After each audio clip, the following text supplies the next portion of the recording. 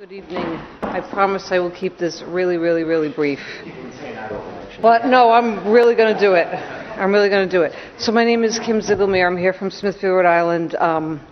I'm here with the Rhode Island Coalition Against Gun Violence. I'm asking the committee to support and vote out of committee H5345, the No Guns in School, as well as H5155, limit high-capacity magazines to 10. And I'm asking the House to oppose, the committee to oppose H5279, H6039, and H6040. Very briefly on the No Guns in School bill. There's been so much talk about, active shooter, but as other people have talked about, we're really ignoring the reality that an accident and the likelihood that an accident is going to happen, as opposed to this fantasy-fulfilling, good guy with a gun, active shooter situation is going to happen. We're ignoring the fact that accidents happen with guns, and a lot of the testimony that I've heard here, especially on the pro-gun side, I appreciate the fact that CCP or CCW folks train. Not everybody trains. Again, my point here is this proposed legislation is meant to prevent accidents. Accidents happen a lot more frequently than the very slim chance that a CCP who is highly trained enough and practiced enough is going to stop active shooter. So can we please just admit that accidents happen, and we're, on our side, we are trying to protect our children from accidents that happen all the time and kill children every day with guns, okay? So can we just be real about that? Secondly, I just have to make a broader comment on the pro-gun folks and this need to protect yourself and defend yourself. The lady that had the experience and was protected by a gun, her experience makes her testimony and her desire, her advocacy makes sense to me. Other than this woman, I've not heard one single pro-gun person say, wow, thank God I had my gun in this situation because I saved a day, or I saved so-and-so, or whatever. I've not heard one person talk about how they had to use their gun in a situation. So there seems to be a lot of fear, and I just want to sort of end with this. So I lived in Elmwood from 1992 to 2007 as a single white female in the bad part of Providence. Okay, I didn't have a husband. I didn't have a person living with me. I didn't have anybody to protect me. I walked those streets. I jogged in those streets. I walked across town at all times of the day and night. Okay, I never felt the need to have a gun, ever. And I lived on the bad side of town for 15 years and would still be living there if I didn't have kids and had to move for the schools. I've traveled the world as a budget backpacker, often by myself. Never felt the need that I needed to be protected by a gun, ever. I drove tractor trailers by myself, on the road, cross country. Never felt like I needed to have a gun to protect me. I've been threatened that I was going to be shot by somebody that had a gun. I do not feel the need to have a gun to protect myself. I don't feel any safer in here with concealed carry permit people that might be in the building and walking out on the street tonight. I don't. I don't feel like guns make me safer. I don't feel afraid.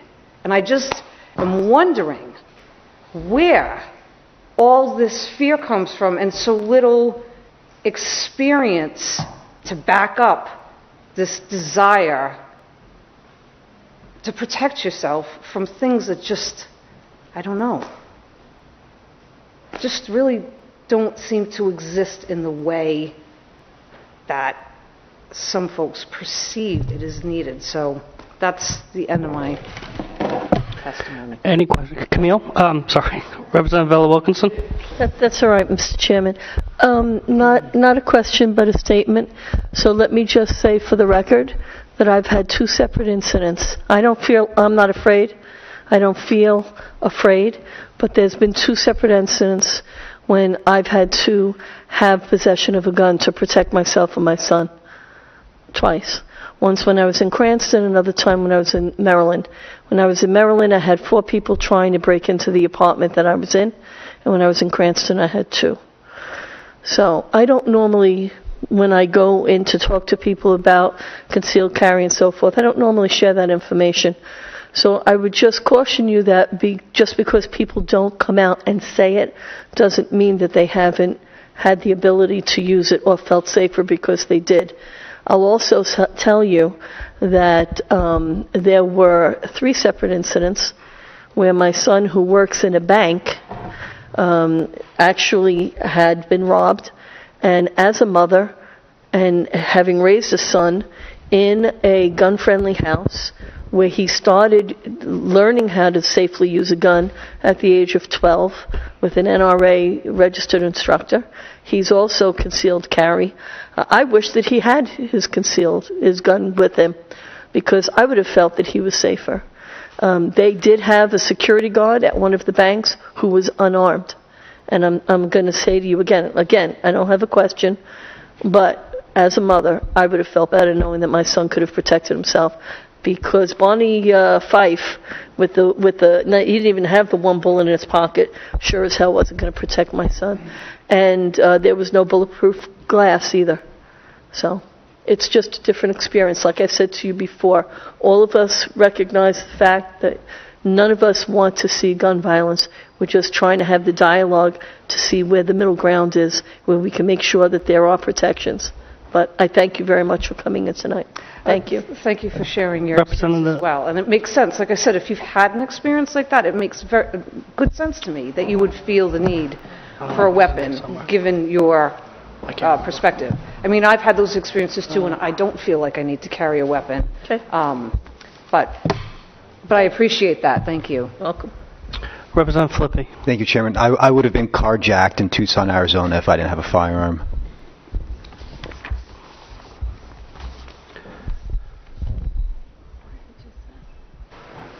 Thank you. I would like to say I too... Representative Roberts? Thank you. I too have encountered a situation where I felt the need for a gun. I just don't choose to share what the situation is, but I think it happens a lot more often than people are sometimes willing to even talk about. Might have been a tough experience that they just don't want to remember. So please keep that in mind.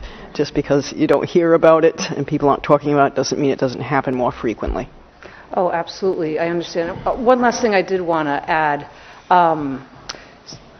As far as guns and safety and statistics and all of that kind of stuff. So my mother and my stepfather kept a child's rifle that they used to shoot squirrels with. Whatever. My stepfather, who was 92 years old, fell into a depression. No one recognized it, and he took that gun and he killed himself. Now, if the gun wasn't in the house, he probably would have tried to kill himself in a different way, but the statistics are really that much more likely that he would have been alive today.